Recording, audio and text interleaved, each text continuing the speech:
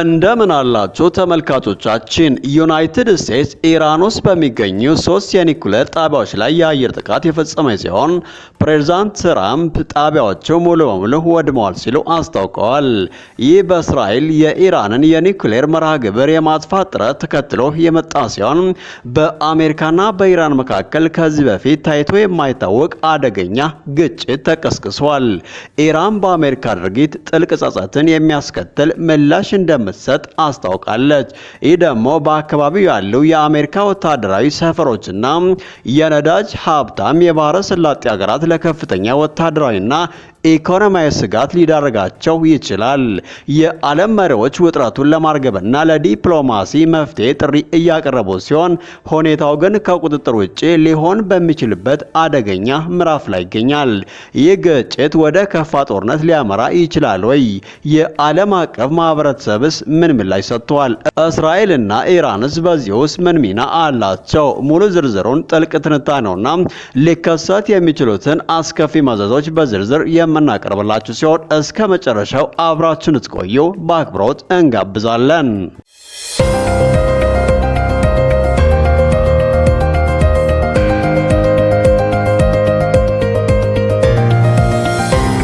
ዩናይትድ ስቴትስ እሁድ ዕለት በኢራን ውስጥ በ3 ስፍራዎች ላይ የአየር ጥቃት ፈጽማለች። ይህ እርምጃ የመጣው እስራኤል የኢራንን የኒውክሌር መርሃ ግብር የማጥፋት ጥረትን ተከትሎ ሲሆን በረጅም ጊዜ ጠላት ላይ ደፋር እርምጃ በመውሰድና የኢራንን ምላሽ ሊያስከትል የሚችል ሰፊ የቀጠናዊ ግጭት ስጋትን በመፍጠር የአሜሪካ ተሳትፎን ያሳያል። የአሜሪካው ፕሬዝዳንት ዶናልድ ትራምፕ የአሜሪካ ጥቃቶች የኢራንን ቁልፍ የኒውክሌር ጣቢያዎች ሙሉ በሙሉ እንዳወደመ አስታውቋል። ከጥቃቶች በኋላ ከሰዓታት በኋላ በዋይት ሃውስ ባደረጉት ንግግር ተጨማሪ ጥቃቶችን እንደሚያደርጉ አስጠንቅቀው ኢራን በሰላም ወይስ አደጋ መካከል መምረጥ እንዳለባት ገልጸዋል። ይህ መግለጫ በአካባቢው ያለውን የውጥረት መጠን እጅግ ከፍ አድርጎታል። በተቃራኒው የኢራን የውጭ ጉዳይ ሚኒስትር አባስ አራግቺ የዲፕሎማሲው ጊዜ ማብቃቱን በመግለጽ አሜሪካ ትልቅ ቀይ መስመር አልፋለች ብለዋል። እንዲሁም ሀገራቸው ራሷን የመከላከል ሕጋዊ መብት እንዳላት አጽንኦት ሰጥተዋል። ይህ የአሜሪካ ድርጊት የሚያወግዝና ለበቀል እርምጃ ፍንጭ የሚሰጥ ግልጽ ማስጠንቀቂያ ነው። የዚህ ግጭት መንስኤ እስራኤል ሰኔ 13 ቀን በኢራን ውስጥ ባሉ ስፍራዎች ላይ ያልተጠበቀ ጥቃት መፈጸሟ ነው። የእስራኤል ባለስልጣናት ኢራን የኒውክሌር ቦምቦቿን እንደምትሰራ ይገባኛል ጥያቄውን ለመክታት ድርጊት አስፈላጊ እንደሆነ ተናግረዋል። ይህንን ተከትለው ኢራን በእስራኤል ውስጥ በተከታታይ በሚሳኤልና ድሮን ጥቃቶች ምላሽ ሰጠች። የእስራኤል ምላሽ ደግሞ በኢራን ውስጥ ባሉ ስፍራዎች ላይ ተጨማሪ ጥቃቶችን ማድረጉን ቀጠለ። ይህ ተከታታይ የጥቃትና የመልሶ ማጥቃት ዑደት በአካባቢው ያለው ሁኔታ እጅግ አደገኛ አድርጎታል። የአሜሪካ የመከላከያ ሚኒስትር ፔት ሄግሴት አሜሪካ በኢራን ላይ የምታደርገው ጣልቃ ገብነት ወደ ረጅም ጦርነት እንዳይለወጥ ያላቸውን ፍላጎት ለማረጋገጥ ሞክረዋል። የትላንትናውን ጥቃቶች ሆን ተብሎ የተደበደበ ሲሉ ገልጸው ፕሬዝዳንቱ እንደመሩትና እንዳብራሩት ፈጽሞ ክፍት አይደለም ብለዋል። ይሁን እንጂ ይህ የአሜሪካ ምላሽን የመስጠት አቅም እንደማይገደብና አስፈላጊ ከሆነም እንደሚያደርግ አክለዋል። ሄግሴት በዓለም ላይ እጅግ ኃያል የሆነ ወታደራዊ ኃይል ህዝባችንን ለመከላከል ተዘጋጅቷል ሲሉም አጽንኦት ሰጥተዋል። በፔንታጎን የተገኘው የቢቱ ስቴልዝ ቦምብ አውሮፕላን የበረራ መንገድ ካርታ እንደሚያመለክተው ኢራን ያደረጉት ጉዞ በሜዲትራኒያን በእስራኤል በዮርዳኖስና በኢራቅ ላይ እንደነበር ያሳያል።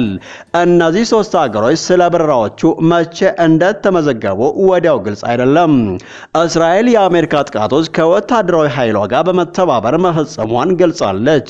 አሜሪካ ግን ጥቃቶቹ የእስራኤል ጀቶች እንዳልነበሩ ገልጻለች። ፔንታጎን የተልእኮውን ዝርዝር መረጃ ሲሰጥ በ3 የኢራን የኒውክሌር ጣቢያዎች ላይ እጅግ ከባድ ጉዳትና ውድመት ማድረሱን የሚጠቁም ካርታ ለጋዜጠኞች ይፋ አድርገዋል። የጋራ አዛዦች ሊቀመንበር የአየር ኃይል ጀነራል ዳን ኬይን ኦፕሬሽን ማድናይት ሃመር የተባለ ግብ በፎርዶ፣ ናታንዝና ኢስፋሃን የሚገኙትን የኒውክሌር ጣቢያዎች ማውደም እንደሆነ አጽንኦት ሰጥቷል። ከይን የመጨረሻ የውጊያ ጉዳት የተወሰነ ጊዜ ይወስዳል። ነገር ግን የመጀመሪያ የውጊያ ጉዳይ ግምገማዎች 3 ጣቢያዎች እጅግ ከባድ ጉዳትና ውድመት እንደደረሰባቸው ያመላክታሉ ብለዋል። በተለይም ናታንዝ የተባለው በአገሪቷ ማዕከላዊ ክፍል የሚገኝ የኒውክሌር ጣቢያ ከፍተኛ ጉዳት እንደደረሰበት የዓለም አቀፉ የአቶሚክ ኢነርጂ ኤጀንሲ ገልጿል።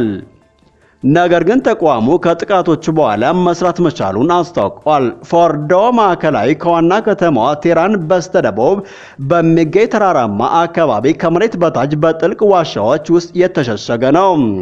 እስራኤል ያላት የጦር መሳሪያዎች ፎርዶን ለመምታት አስቸጋሪ በመሆኑ አሜሪካ ይህንን ተቋም ለማውደም እጅግ ኃይለኛ የሆነውን GBU 57 ማሲቭ አርሲናስ ፔንትሬተር ቦምብ ተጠቅማለች። ይህም 13000 ኪሎ ክብደት ያለው ቦምብ 18 ሜትር ኮንክሪት ወይም 61 ሜትር መሬት ውስጥ ዘልቆ መግባት ይችላል።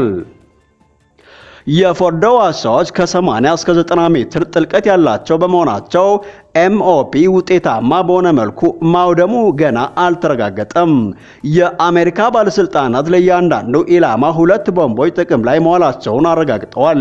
የእስራኤል መከላከያ ሚኒስቴር ቃል አቀባይ ኤፌ በአሜሪካ ጥቃት በኢራን የኒውክሌር ተቋማት ላይ የደረሰውን ጉዳት መጠን እየገመገመ መሆኑን ገልጸዋል። ኢራን የበለጸገ ዩራኒየም ከአሜሪካ ጥቃት በፊት ከኒውክሌር ተቋማቷ እንዲወጣ ተደርጓል ብትልም የዚህ ደረጃ እውነተኝነት ለመወሰን ገና እጅግ ቀደም ብሎ እንደሆነ ዴፍሪን ተናግረዋል። የዩራኒየም ማበልጸጊያ ጣቢያዎች የተለያዩ የኬሚካላዊ ንጥረ ነገሮችን አይሶቶፓን በመጠቀም ወደ ተለያዩ ቁስ አካል የመለወጥ ባህሪያቸውን ቁሶች ለማዘጋጀት ያገለግላሉ። ሳሪን ዩኒቨርሲቲ እና በዩናይትድ ኪንግደም ብሔራዊ የፊዚክስ ቤተ ሙከራ ፕሮፌሰር የሆኑት ፓዲ እንዳብራሩት ዩራኒየም ከመሬት ውስጥ ሲወጣ በሁለት መልክ ይገኛል። 99.3 በመቶ ዩራኒየም 238 ሲሆን በ0.7 በመቶ ደግሞ ዩራኒየም 235 ነው።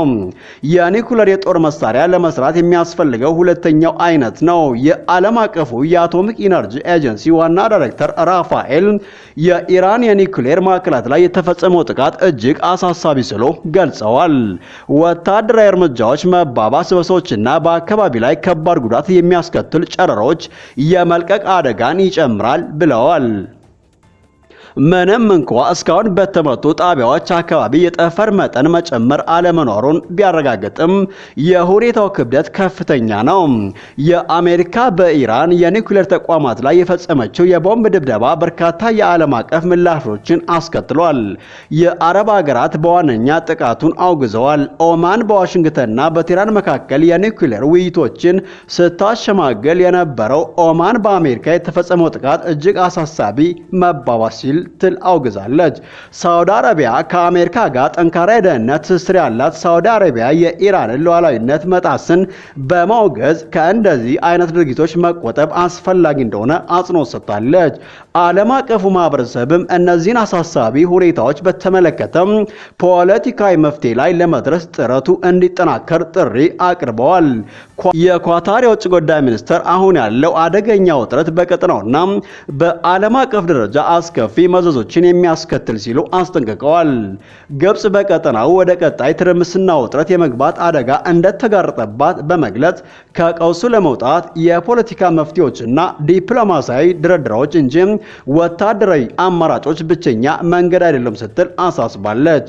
የሊባኖስ ፕሬዝዳንት ጆሴፍ አውን የኢራን የኒውክሌር ተቋማት ድብደባ ሁኔታው ከአንድ በላይ የሆነው ቀጠናና አገራትን ደህንነትና መረጋጋትን አደጋ ላይ የሚጥል ውጥረት ይፈጥራል የሚለውን የፍርሃት ደረጃ ከፍ ያደርጋል ብለዋል። የተባበሩት መንግስታት ዋና ጸሐፊ የአሜሪካን ጥቃት በጣም አሳሳቢ እንደሆነ በመግለጽ ሁኔታው ተጨማሪ እንዳይባባስ አስጠንቅቀዋል። ቻይና፣ ኢራቅና ሌሎችም የአሜሪካን ድርጊትን አውግዘዋል። በሌላ በኩል የአውሮፓ መሪዎች እንደ እንግሊዝ የውጭ ጉዳይ ሚኒስትር ዴቪድ ላሚ፣ የፈረንሳይ የውጭ ጉዳይ ሚኒስትር ዣን ኖኤል ባሮት፣ የጀርመን የመንግስት ቃል አቀባይ ስቴፋን እና የአውሮፓ ህብረት ኮሚሽን ፕሬዚዳንት ኡርሱላ የዲፕሎማሲ መፍትሄ አስፈላጊነት ላይ በማተኮር ኢራንን እንድትገታና ወደ ድርድር ጠረጴዛ እንድትመለስ አሳስበዋል። ሁሉም የአውሮፓውያን የአሜሪካ ጥቃት እንደማይደግፉ ግልጽ ሲያደርጉ ኢራን የኒኩሌር ጦር መሳሪያ እንዳታገኝ ያላቸውን ጠንካራ ተቃውሞ ገልጸዋል። የአሜሪካው ፕሬዝዳንት ዶናልድ ትራምፕ የተመቱት የኒኩሌር ተቋማት ሙሉ በሙሉ ወድመዋል ሲሉ አስታውቀዋል። ኢራን ወደ ድርድር ጠረጴዛ ካልተመለሰች ተጨማሪ ኢላማዎች እንደሚመቱ አስጠንቅቀዋል። ይሁን እንጂ የዚህ ድንገተኛ ጥቃት ትክክለኛ መጠን፣ በአወቃቀሮቹ ላይ የደረሰው ጉዳት እንዲሁም ሊያስከትል የሚችል የረጅም ጊዜ መዘዝ ሙሉ በሙሉ በውል አልታወቀም።